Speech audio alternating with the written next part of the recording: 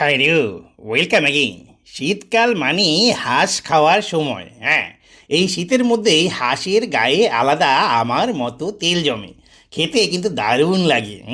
কিন্তু আমাকেও কিন্তু খেতে খারাপ লাগবে না, কারণ আমার 12 মাসই গায়ে তেল আছে, বুঝতে পেরেছো?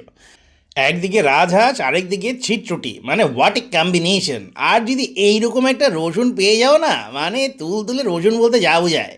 এই রসুন দিয়ে যখন তুমি এই ছিটরুটি আর হাঁসের মাংসে একটা কামড় দিবে, জাস্ট কম্বিনেশনটা তোমার মুখের মধ্যে একটা অ্যাটম বোমের মধ্যে দ্রুম করে উঠবে।